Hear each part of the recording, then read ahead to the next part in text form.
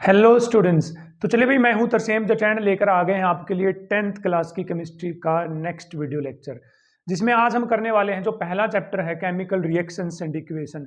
उसकी सारी chemical reactions हम इस वीडियो लेक्चर में करेंगे। साथ में करेंगे रिवीजन, साथ में करेंगे किस तरह से क्वेश्चन पूछा जाएगा, साथ में करेंगे हम लोग कि कौन सी केमिकल रिएक्शन पे से किस टाइप का क्वेश्चन पूछा जाएगा और आपको वो कैसे करना है। तो अगले आधे घंटे में लगभग ये वीडियो कंप्लीट हो जाएगी। तो आप पेशेंस से देखते रहिए और समझते रहिए केमिकल रिएक्शंस एंड इक्वेशन। तो चलिए भाई, जैसे आप पहली रिएक्शन को देखोगे तो मैग्नीशियम ऑक्सीजन की प्रेजेंस में मतलब जलेगा, तो ये क्या बनाएगा? मैग्नीशियम ऑक्साइड बनाएगा। भाई बैलेंसिंग नहीं करेंगे हम लोग यहाँ पर। तो सुनिए, मैग्नीशियम एक व्हाइट कलर का सब्सटेंस होता है। मैं आप लोगों को बता दूं, पेपर में एक्टिविटी बेस्ड क्वेश्चन आएगा कि एक व्हाइट कलर के सब्सटेंस को जलाया गया, तो वो जल रहा था, डेजलिंग फ्लेम के साथ जलता है। कौन सी फ्लेम के साथ? डेजलिंग फ्लेम के साथ। डेजलिंग फ्लेम मतलब ऐसे फुलझड़ी नहीं जलती, जैसे धुआं सा निकलेगा इसमें से। फिर आपसे पूछेंगे यहीं से क्वेश्चन कि बताइए मैग्नीशियम को जलाने से पहले उसको रब करके साफ क्यों किया जाता है? क्यों? क्योंकि मैग्नीशियम यदि पड़ा रहेगा तो उसके ऊपर मैग्नीशियम ऑक्साइड की लेयर आ जाएगी और लेयर आने से उसको जलने से रोकती है, इसलिए उसको साफ करते हैं। दूसरा, ये कॉम्बिनेशन रिएक्शन का एग्जाम्पल है। तो देखिए, एक रिएक्शन से हमें कितनी इंफॉर्मेशन मिल रही है यहाँ पर। क्लियर है? आगे भाई, यदि आप इसको ध्यान से देखोगे तो यहाँ पर डबल डिस्प्लेसमेंट रिएक्शन होगी। के पे पॉजिटिव, आई पे नेगेटिव, लेड पे 2 पॉजिटिव और नाइट्रेट पे नेगेटिव। डबल डिस्प्लेसमेंट मतलब जहां पर आयंस आपस में एक्सचेंज हो जाते हैं। तो लेड आयोडीन के साथ मिलेगा तो बनेगा यहाँ पर लेड आयोडाइड। मैं आपको बता दूं बच्चे, लेड आयोडाइड एक येलो कलर का सॉलिड होता है, येलो कलर का। तो पेपर में आ जाएगा आपको से कि एक येलो कलर का सब्सटेंस बना एक रिएक्शन में, बताइए रिएक्टेंट क्या हो सकते हैं? तो लेड नाइट्रेट। प्लस में बनेगा पोटेशियम नाइट्रेट KNO3। अब जो लेड आयोडाइड है ये सॉलिड होता है तो इसके प्रेसिपिटेट बनेंगे। तो ये प्रेसिपिटेशन रिएक्शन का एग्जांपल भी है और ये डबल डिस्प्लेसमेंट रिएक्शन का एग्जांपल भी है। क्लियर है? येलो कलर याद रखेंगे, याद रखेंगे कि इसके प्रेसिपिटेट बनेंगे। आगे, जिंक प्लस H2SO4। यहां पर जो जिंक मेटल है ये H2 को क्या करेगी? हाइड्रोजन को डिस्प्लेस करेगी। ठीक, तो क्या बना लेगी? जिंक सल्फेट प्लस में कौन सी गैस बाहर आ जाएगी? H2 gas. तो ये डिस्प्लेसमेंट रिएक्शन का एग्जांपल भी है। आपसे ऐसे पूछेंगे कि बताइए एक कंपाउंड ए था, उसके अंदर कोई मेटल डालने के बाद एक गैस निकली, कलरलेस गैस, और वो गैस पॉप की साउंड के साथ जलती है, तो वो कौन सी गैस है बच्चे? हाइड्रोजन गैस है। ठीक, जिंक हाइड्रोजन से ज्यादा रिएक्टिव होती है, इसलिए जिंक हाइड्रोजन को डिस्प्लेस कर पाती है। यदि यहाँ पर कोई और एसिड होता जैसे HCl, तब भी यही बनता हमारे पास। यदि यहाँ पर HNO3 नहीं लेना बच्चे, HNO3 एक ऑक्सीडाइजिंग एजेंट होता है, वो नहीं लेना यहाँ पर एसिड। क्लियर है? हाँ जी। अब आइए, है ग्लूकोज। क्या है? ग्लूकोज। ऑक्सीजन की प्रेजेंस में ग्लूकोज हमारी बॉडी के अंदर डाइजेस्ट होगी तो क्या बनाएगी ग्लूकोज बच्चे? CO2 बनाएगी और क्या बनाएगी? पानी। ठीक है, तो ये जो डाइजेस्टिव सिस्टम है हमारा, वहां पर ये रिएक्शन होती है जनरली जब ग्लूकोज डाइजेस्ट होती है बॉडी के अंदर, सेल्स के अंदर जाकर। ये एक एक्सोथर्मिक का एग्जांपल है बच्चे। आपसे पूछ सकते हैं कि प्रूफ करो रेस्पिरेशन जो है वो एक एक्सोथर्मिक रिएक्शन है। तो आप समझ सकते हैं कि रेस्पिरेशन के ड्यूरिंग जब ग्लूकोज का ऑक्सीडेशन होता है तो हमारी बॉडी को एनर्जी मिलती है। तो इसका मतलब इसमें प्लस में क्या रिलीज हो रही है? एनर्जी। तो ये कैसी रिएक्शन है? एक एक्सोथर्मिक रिएक्शन है। बैलेंसिंग नहीं करे, मैं फिर बता रहा हूं, आप अपने आप कर लेंगे। आइए भाई, यहां पर कैल्शियम कार्बोनेट को हीट किया गया है, तो ऐसे याद रखो किसी चीज को हीट करेंगे तो वो टूट जाएगी। तो ये टूट जाएगा तो CO3 है तो CO2 बाहर आएगी। याद करो, CO3 है तो क्या बाहर आएगी? CO2। ठीक है, और प्लस में क्या बचेगा? Calcium oxide. तो ये कौन सी रिएक्शन का एग्जांपल है? डीकंपोजिशन का। डीकंपोजिशन क्या होता है बच्चे? जहां पर कोई सिंगल सब्सटेंस टूट कर दो या दो से ज्यादा सब्सटेंस बना लेता है, वो डीकंपोजिशन रिएक्शन है। लेकिन यहाँ पर हीट की हेल्प से डीकंपोजिशन हो रहा है, हीट की हेल्प से। तो ये थर्मल डीकंपोजिशन का एग्जांपल भी है। थर्मल में हीट की हेल्प से डीकंपोजिशन होता है। अब देखो, कैल्शियम कार्बोनेट का बना होता है ताजमहल। क्या बना होता है? ताजमहल। कैल्शियम कार्बोनेट ही होता है। जो अंडे नहीं होते, एग, उनका जो छिलके के ऊपर होता है वो कैल्शियम कार्बोनेट लगा होता है। जब हम घरों में सफेदी करते हैं तो कुछ दिनों के बाद उसके ऊपर चमक आ जाते हैं, वो भी कैल्शियम कार्बोनेट के कारण। तो 3 क्वेश्चन बन सकते हैं यहाँ पर। क्या? ताजमहल में कैल्शियम कार्बोनेट होता है और अंडे के छिलके में, और कहाँ पर? दीवारों पर सफेदी करने के कुछ दिन बाद क्या आ जाता है? कैल्शियम कार्बोनेट बन जाता है। ठीक है, कैल्शियम ऑक्साइड, इसको ना क्विक लाइम बोलते हैं। क्या बोलते हैं बच्चे? इसको क्विक लाइम। याद रखेंगे आप लोग, CO2 गैस बाहर आएगी यहाँ पर। ठीक है, किसका एग्जाम्पल है? थर्मल डिकम्पोजिशन का। आ गया ये लेड नाइट्रेट। भाई इसको भी हीट कर रहे तो ये भी थर्मल डिकम्पोजिशन का एग्जाम्पल है। तो कैसे याद करेंगे इसको, मैं बता दूं आप लोगों को। देखिए, NO3 है तो कौन सी गैस बाहर आएगी बच्चे? NO2। है ना, और एक ऑक्सीजन बच गई तो इसका मतलब O2 भी बाहर आएगी। तो लेड बोला मेरे को भी ऑक्सीजन दे दो, तो लेड ऑक्साइड बनेगा यहाँ पर, ये 3 प्रोडक्ट बनेंगे। बैलेंसिंग आप अपने आप करेंगे।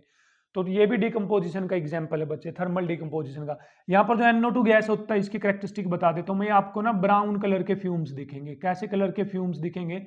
ब्राउन कलर के। तो समझ जाना NO2 है, ठीक। यदि पेपर में एक्टिविटी में ऐसा आता है कि कोई कंपाउंड में ब्राउन कलर के फ्यूम निकल रहे, तो शक हो जाना चाहिए तुम्हें यहाँ पर कि लेड नाइट्रेट होगा, ठीक है, अच्छी बात है। H2 प्लस O2 मतलब हाइड्रोजन ऑक्सीजन की प्रेजेंस में जलेगी तो बच्चे पानी बनाएगी। क्या बनाएगी बच्चे? पानी बनाएगी, ठीक है। तो ये किसका एग्जाम्पल है? कंबसन, जल रही है हाइड्रोजन ऑक्सीजन की प्रेजेंस में। कम्बिनेशन का भी एग्जाम्पल है और कंबसन का भी। कंबसन मैंने जलना, ठीक है। एक्सोथर्मिक रिएक्शन है क्योंकि इसमें बहुत ज्यादा हीट रिलीज होती है, ठीक है।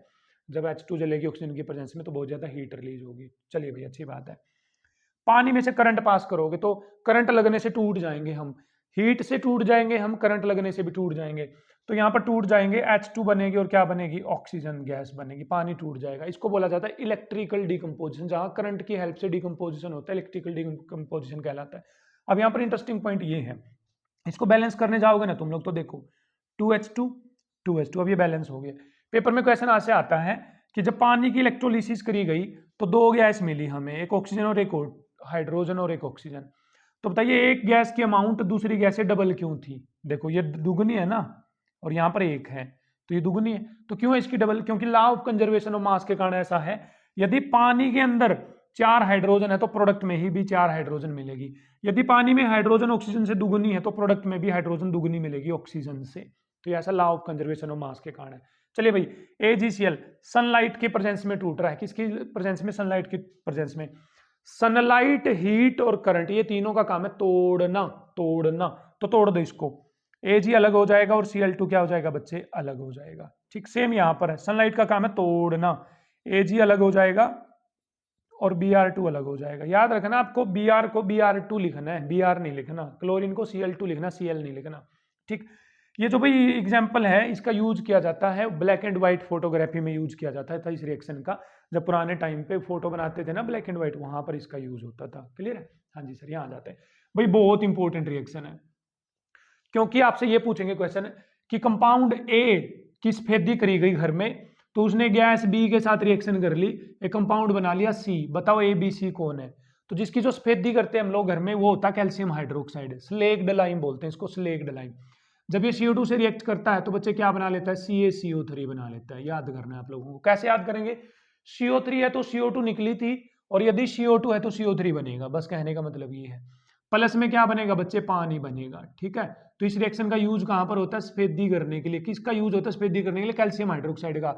लेकिन सफेदी करने के कुछ दिन बाद CO2 गैस से वो टकराती है तो उस कैल्शियम कार्बोनेट बना लेते हैं। ये मिल्की कलर का होता है। कैसे कलर का होता है? मिल्की कलर का।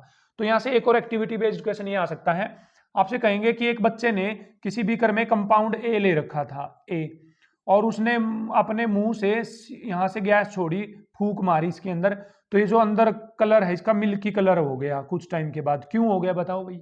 क्योंकि जो वो A था वो कैल्शियम हाइड्रोक्साइड था, और बच्चे ने जब फूंक मारी तो कौन सी गैस की फूंक मारी? उसने CO2 की। तो इसका मतलब वहां पर कैल्शियम कार्बोनेट बन गया, और कैल्शियम कार्बोनेट बनने से वहां पर कैसा कलर आ गया? Milky colour. चलिए भाई, अच्छी बात है। अब बोलिए कैल्शियम ऑक्साइड और पानी मिलने से कैल्शियम हाइड्रोक्साइड बनता है भाई। क्या बनता है? Calcium hydroxide. तो समझो बच्चे, इससे बनेगा ये और इससे बनेगा ये एक चेन रिएक्शन हो गई है। A से बना B, B से बना C। अब ये जो रिएक्शन है ना, हाईली एक्सोथर्मिक होती है। क्या होती है? एक्सोथर्मिक। ये क्विक लाइम है, जिसको हम ना हरियाणवी में या लोकल लैंग्वेज में कली, चूना बोलते हैं, कली, पेंट करने वाली कली, वो। तो आपसे ये पूछेंगे कि एक बच्चे ने कंटेनर के अंदर कंपाउंड A डाला और उसमें पानी मिलाया तो वो गर्म हो गया कुछ टाइम के बाद। क्यों? तो इसका मतलब उसने कंपाउंड A क्या लिया था? Calcium oxide. उसमें पानी डालने से एक्सोथर्मिक रिएक्शन हुई, और एक्सोथर्मिक रिएक्शन से क्या हो गया? वहां पर हीट रिलीज हुई। क्लियर है? हाँ जी सर, बिल्कुल क्लियर है। अब यदि ऐसा आ जाता है और इसको लिखा गया हीट, तो पहले स्टेप में आप पानी को अलग करोगे भाई, तो क्या हो जाएगा? FeSO4 डॉट प्लस में 7H2 हो गया पानी अलग। अब जब आप इसको गर्म करोगे तो फर्दर ये ब्रेक होगा। तो याद करो मेरे साथ, SO4 है तो क्या निकलेगी? SO3, और क्या निकलेगी? SO2, और आयरन का ऑक्साइड बन जाएगा Fe2O3। ये भी डिकम्पोजिशन की रिएक्शन इंपॉर्टेंट है। डिकम्पोजिशन की कौन सी इंपॉर्टेंट है मैं आप लोगों को बता दूं। एक तो ये 1, एक ये कैल्शियम कार्बोनेट वाली 2, और एक लेड नाइट्रेट वाली आई थी भाई, कहाँ पर आई थी, ये 3, ये डिकम्पोजिशन की रिएक्शन है, इंपॉर्टेंट है भाई हमारे पास। चलो फिर KClO3, इसमें भी डिकम्पोजिशन होगा, O3 है तो क्या निकलेगी बच्चे, O2, और प्लस में बन जाएगा KCl। तो ये भी किसका एग्जाम्पल है, थर्मल डिकम्पोजिशन का, थर्मल डिकम्पोजिशन का। डिस्प्लेसमेंट आ चुकी, कॉम्बिनेशन आ चुकी, डिकम्पोजिशन आ चुकी, तीनों तरह का डिकम्पोजिशन आ चुका है हमारे पास, ठीक है। कॉम्बिनेशन भी आ चुका है, एक्सोथर्मिक भी आ चुकी है, क्लियर है। और ये एंडोथर्मिक भी तो है, जिसको हीट मिल रही है ना, वो किस किस के एग्जांपल है, एंडोथर्मिक के भी है भाई। एंडोथर्मिक जो हीट लेकर पूरी होती है रिएक्शंस।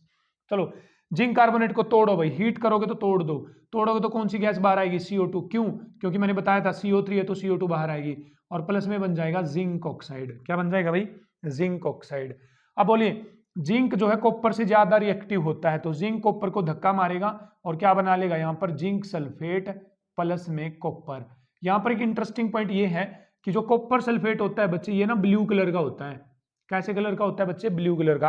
आपसे ऐसे पूछेंगे क्वेश्चन कि कंपाउंड ए था वो ब्लू कलर का था, कैसे कलर का था, ब्लू कलर का।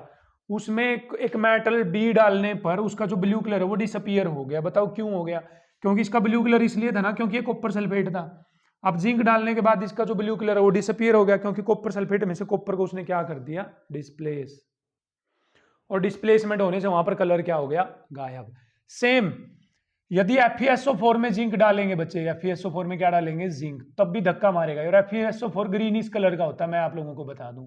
तो ये कलर जरूर याद रख लेना भाई, कॉपर सल्फेट ब्लू कलर का, FeSO4 ग्रीनिश कलर का, लेड आयोडाइड कैसे कलर का, येलो कलर का, NO2 ब्राउन कलर की गैस थी, ठीक है। CO2 का कोई कलर नहीं होता, CO2 का कैसे पता चलता है, वो जलती हुई मोमबत्ती को बुझा देती है, ठीक है। चलो फिर लेड प्लस कॉपर क्लोराइड, हाँ जी, लेड ज्यादा रिएक्टिव होता है, लेड कॉपर को धक्का मारेगा तो बनेगा लेड क्लोराइड प्लस में कॉपर बनेगा, ठीक है। अब कॉपर जो मेटल होती है ब्राउन कलर की मेटल होती है, ये भी याद रखना पड़ेगा आप लोगों को, copper metal is of brown colour, ठीक है। सर भाई यहां पर होगी डबल डिस्प्लेसमेंट रिएक्शन, देखिए बेरियम अलग हो जाएगा, सोडियम अलग हो जाएगा, बेरियम सल्फेट बन जाएगा, बेरियम सल्फेट। बेरियम सल्फेट के प्रेसिपिटेट बनते हैं, पहले ही मैं बता दूं, व्हाइट कलर के।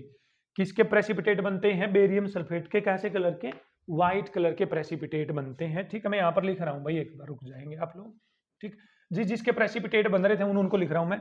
लेड आयोडाइड के बन रहे थे प्रेसिपिटेट येलो कलर के, बेरियम सल्फेट के प्रेसिपिटेट बन रहे हैं कैसे कलर के, व्हाइट कलर के, क्योंकि प्रेसिपिटेशन रिएक्शन याद रखनी पड़ेगी ना आप लोगों को। प्लस में क्या होगा बच्चे, NaCl बन जाएगा, क्या बन जाएगा, NaCl। डबल डिस्प्लेसमेंट का एग्जाम्पल भी है ये, और किसका एग्जाम्पल भी है बच्चे, प्रेसिपिटेशन का एग्जाम्पल भी है। चलो अब यहां पर फिर आ जाओ, अगेन प्रेसिपिटेशन होगी, क्या होगी, प्रेसिपिटेशन। देखो ये टूट जाएगा, ये टूट जाएगा, Ag बोलेगा Cl को कि मेरे पास आ जा AgCl, प्लस K बोलेगा NO3 को तू मेरे पास आ जा NO3, ठीक। AgCl के प्रेसिपिटेट बनेंगे, तो इसको भी मैं यहाँ लिख रहा हूँ, AgCl के प्रेसिपिटेट बनेंगे, सॉलिड होता है AgCl, व्हाइट कलर का होता है, ठीक है। अब यहाँ पर आते हैं बच्चे, कॉपर ऑक्सीजन की प्रेजेंस में जलेगा तो क्या बना लेगा, CuO, कॉपर ऑक्साइड बना लेगा बच्चे, क्या बना लेगा, कॉपर ऑक्साइड। ये ऑक्सीडेशन रिएक्शन भी है, कौन सी रिएक्शन भी है, ऑक्सीडेशन भी है। यहां पर क्या होगा बच्चे, Cu और H और O मिलकर बना लेंगे पानी, बन जाएगा Cu प्लस H2O, क्या बन जाएगा, Cu प्लस में H2O, ठीक। अब इसके बारे में बात कर लेते हैं, इस रिएक्शन के बारे में, मैं यहाँ लिख लेता हूँ इसको, CuO प्लस में H2 goes to H2O plus में Cu। अब देखो CuO के पास क्या ऑक्सीजन है, आंसर है हाँ है। क्या प्रोडक्ट बनाते बनाते इसकी ऑक्सीजन चली गई, हाँ जी चली गई, तो CuO तेरी ऑक्सीजन चली गई, तेरा क्या हो गया, रिडक्शन, क्योंकि loss of oxygen is known as reduction. H2 तेरे पास तो ऑक्सीजन नहीं है, लेकिन प्रोडक्ट बनते बनते तेरे पास तो ऑक्सीजन आ गई, तो तेरा क्या हो गया, ऑक्सीडेशन। तो आपको ये पहचानना आना चाहिए किसको ऑक्सीडेशन हुआ, किसका रिडक्शन। H2 को ऑक्सीजन मिली है, H2 को ऑक्सीडेशन हुआ है। कॉपर ऑक्साइड की ऑक्सीजन गई है तो कॉपर ऑक्साइड का रिडक्शन हुआ है, ठीक है।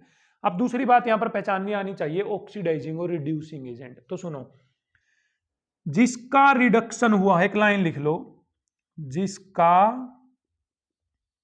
रिडक्शन हुआ है वो ऑक्सीडाइजिंग एजेंट होता है।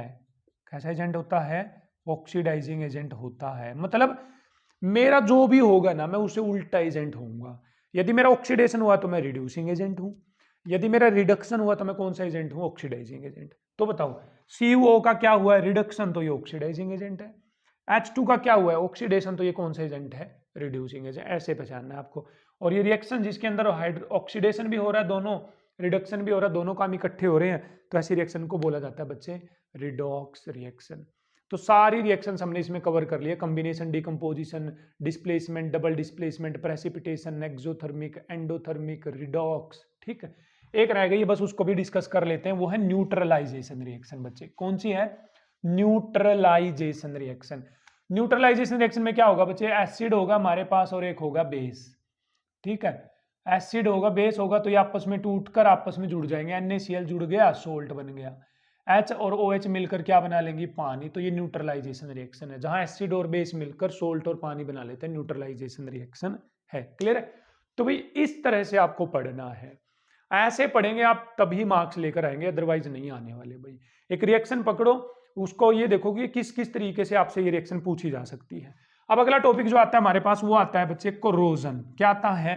कोरोजन। कोरोजन का मतलब क्या है यहां पर मैं बता दूं आप लोगों को। जब मेटल्स एनवायरमेंटल मॉइस्चर या गैसेस के साथ रिएक्ट करती हैं तो उनकी जो प्रॉपर्टीज है वो चेंज हो जाती है, इसको ना कोरोजन बोलते हैं। मतलब मेटल का ऑक्सीडेशन हो जाता है। क्वेश्चन आएगा कि हाउ टू प्रिवेंट कोरोजन, भाई कोरोजन को कैसे रोकेंगे? तो भाई इस बच्चे ना स्टार्टिंग में ये लिखने लग जाते हैं ऑयलिंग, पेंटिंग, ग्रीजिंग। ना भाई ये तो सबको पता है ना, कुछ अच्छी चीज लिखो। पहला, उसके ऊपर लेयर लगा दीजिए आप किसी दूसरी मेटल की, इसको बोलते हैं इलेक्ट्रोप्लेटिंग। क्या बोलते हैं? इलेक्ट्रोप्लेटिंग करके आप मेटल को कोरोजन से बचा सकते हैं बच्चे।